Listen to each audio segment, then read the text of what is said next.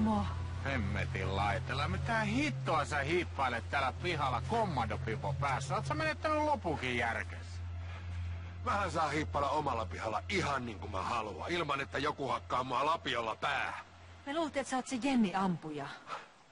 No Lasse ei tässä saa pelätä eikä mitään ampujaa. Sähän olit vähällä tappaa mut. Älä nyt liiottelu. En mä lyönyt edes kovaa. Sitä paitsi se oli itse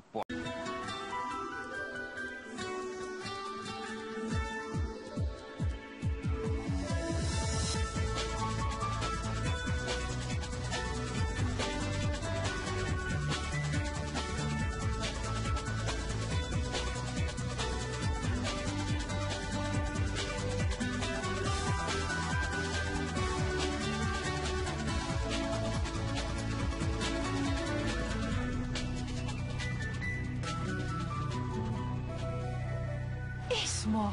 hemmetin laitella. Mitä hittoa sä hiippailet täällä pihalla kommandopipo päässä? Oot sä menettänyt lopukin järkes? Vähän saa hiippailla omalla pihalla ihan niin kuin mä haluan, ilman että joku hakkaa mua lapiolla päähän. Me luultiin, että sä oot se Jenni ampuja. No Lasse ei tässä saa pelätä eikä mitään ampujaa. Sähän olit vähällä tappaa mut. Älä nyt liiottelu. En mä lyönyt edes kovaa. Sitä paitsi se oli itsepuolustusta. Sä oot pukeutunut tommoseksi hemmetin hiippariksi. No mikä ihmeen muotipoliisi susta on tullut? Lasse hei.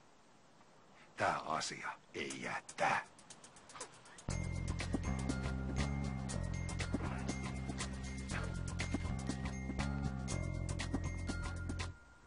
Miksi sä sanot tollasta? Mä en oo missään vaiheessa edes vihjannut, että haluaisin sun olevan jotakin muuta kuin sä oot. Musta tuntuu, että mä en riitä sulle, koska mä oon nainen. Ei sillä ole mitään väliä, ootko sä mies vai nainen. Mä rakastuin suhun ihmisenä. Mä haluan, että se mies, jonka kanssa mä oon, on tyytyväinen muhun.